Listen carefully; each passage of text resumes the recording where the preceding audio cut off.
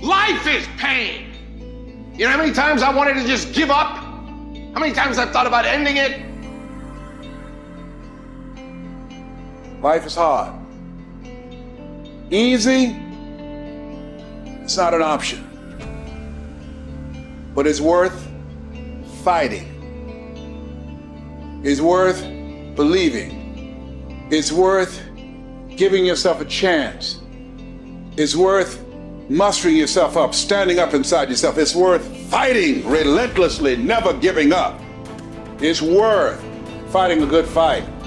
It's worth being around motivated, positive people. It's worth being up-tempo. It's easy to have faith and feel good when you're feeling good and you have no pain and your bills are paid and you got a clean bill of health from the doctor. It's easy to be motivated then. But when that's not the situation, it's hard. When you look in the mirror and you don't see the person that you once saw. It's hard. I know it's hard, but do it hard. You got to go all the f in. When there's a will, there's a way, and there's always a way. When you're committed, you don't care about the facts. You don't care about the odds. You don't care about the opinions of others. The only thing you care about is making it through to the other f***ing side. No matter what it takes. You just got to keep searching, keep fighting, keep hammering, keep failing, keep trying, keep getting back up again, and stop at nothing to reach it. You gotta have mental toughness. You don't give up on me. You don't quit on me. You man up. You woman up. You get your life back. You get your family back. I need you to have mental toughness. When you come up against that thing, you gotta outlast it. And you gotta already have made up your mind before you get to cancer. You gotta already have made up your mind before you get to that exam. You gotta already have made up your mind when you're talking to your husband, when you're talking to your wife, when you're talking to that sickness. You gotta look at it before you even get to it. So don't you ever give up. You get to make a choice. Is failure going to break you or is failure going to make you? You get to decide. Failure doesn't. It's okay to fall. It's okay to cry. It's okay to go home. But quitting should never be an option. It's not in falling that makes us failures. It's in not getting up that makes us failures. And you get to decide if you get up or you don't get up. I can accept failure. Everyone fails at some point. I cannot accept not trying. I don't feel rejected. I tried. How do you feel rejected when you try? The person who didn't try should feel rejected. The person that didn't try should feel defeated. I tried. I don't feel rejected. I feel good about myself. I don't feel bad. I gave it 120%. You can't never feel bad when you put forth 120%. You can't let the outcomes make you feel whack. I'm not whack. I'm a warrior. I'm a problem solver. I'm not soft. I'm not weak. I don't quit. I don't give up. I don't surrender. I don't always win, but I always try.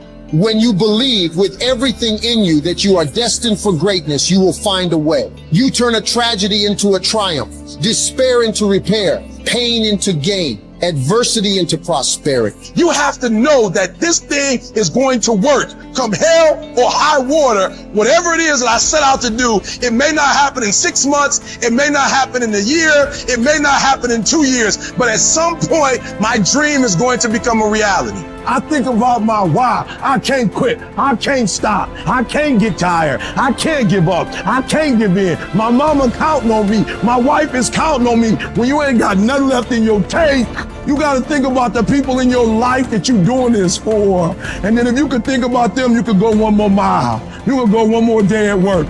You keep going. You keep studying. You keep writing. You keep singing. You keep rapping. You keep boxing. You keep fighting. You keep dribbling. You just keep on keeping on. And if you persevere, every storm that's come, it will pass.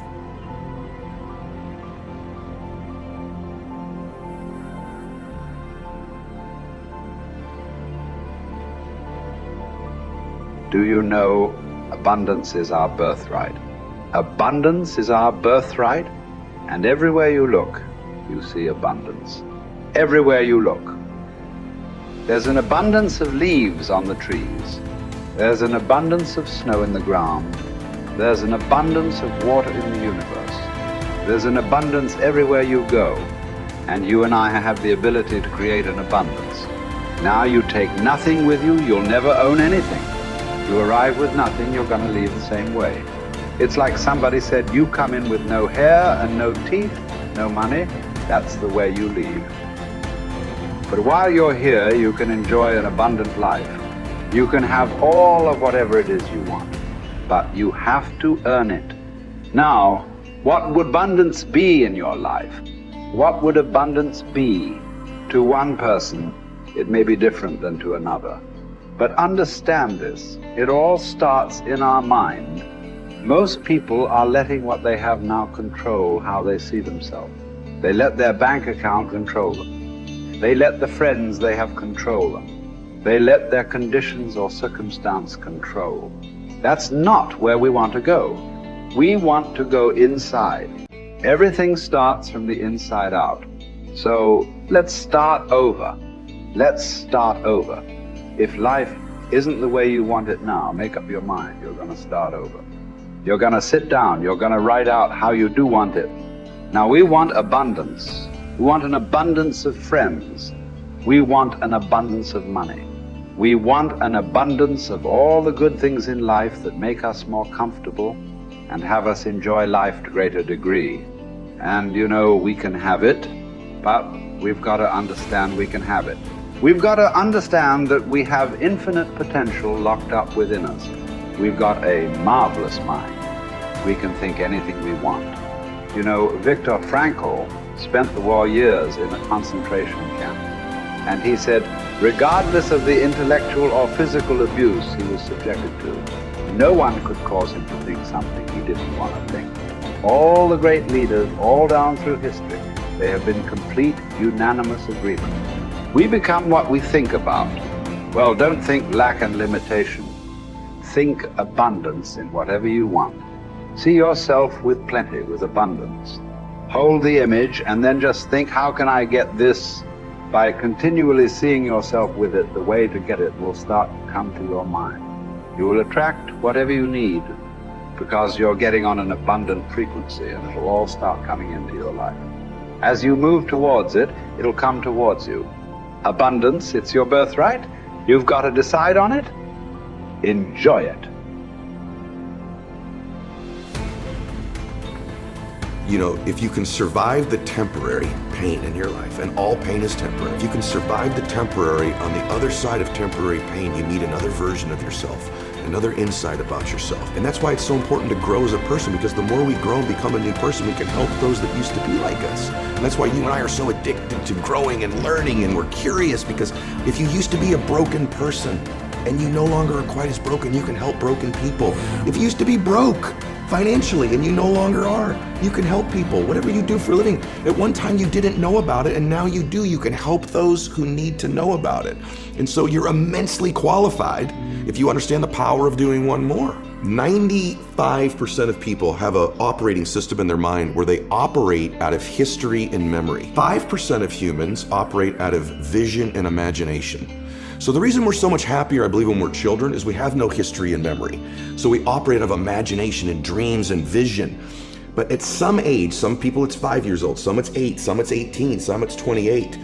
They create a history, and that history then becomes the operating system. So even if they take on a new behavior or tactic, they're operating out of a pattern of thought and belief that's historic and memory-based. And so the number one thing I would say is begin to operate out of your imagination again, out of your vision again. Create from that place. If you create from that place, now you're not tied to the result in that moment. You're giving yourself space to imagine and create something new in your life. You're the product of who you hang around. Wow. How do I know if they serve me or not? Here's one way to just deduce this, because they could be beautiful people who care about you, and they might even support you. But when you're with them, what are you ever have those friends you're with them, you're like, you remember when, you remember that party, remember that thing? Yeah. And if your friends are constantly bringing you to the filtration system of memory and history all the time, think this through. How often are those friends saying, hey, what are you working on now? Where are you going? What's your vision? What do you want to create? And maybe that sounds hokey, but you and I have both our friends have the most amazing histories, and you can't get them to talk about them. No. You have to work, because what are they still doing? Yeah. They're talking about now and where they're going. Yeah. Their viewpoint in their life is being present and having a vision for the future. Yeah. A formula for misery, a formula for lack of creativity, lack of productivity, is constantly being history and memory. Even if it's good, it doesn't serve us. And for most of us, it's not good. And we keep living from it or trying to move away from it. Create a new future. Don't move away from the past. Create a brilliant, imaginative, curious, vibrant vision for your life. Love for something is in the present moment also, right? Love is not just for the past. And it's funny how important one day is, man. When my dad got sick, my dad got cancer. When he first got sick, he goes, hey, my dad was a dude. He goes, look, I'll fight this one time. Okay, I'll do your little chemo and your surgery, but I'm not gonna pour poison into my body. I'm not gonna lose my hair. I'm not gonna deteriorate. I'll give this thing a shot once. If it doesn't work, I'm out. That led to 8 years of him fighting it. Chemo, radiation, proton therapy, surgery, chemo, experimental chemo, and he did lose his hair and he was in pain. And I'd say to my dad, I say, Dad, you're suffering so much. You said you wouldn't suffer. He said, no, Eddie, I'm in pain, but I'm not suffering. I choose not to suffer. And I'm not suffering because I get to see my grandkids again. And I said, Dad, why are you doing this? And he said, you only understand the power of one day when you're threatened with never having another one. I'll do anything for one more day. Get to be with you one more time. Give your mom a kiss one more time. Maybe I'll see one of my granddaughters get married. And he goes, I'll do anything for one more day. And when we begin to think of our life that way, the power of right now and having one more moment and one more minute is so beautiful. It's so blessed. It's so big. It's so amazing. Why would we spend that minute in history? Why would we spend that minute in the past when we could be fully present and creating the future?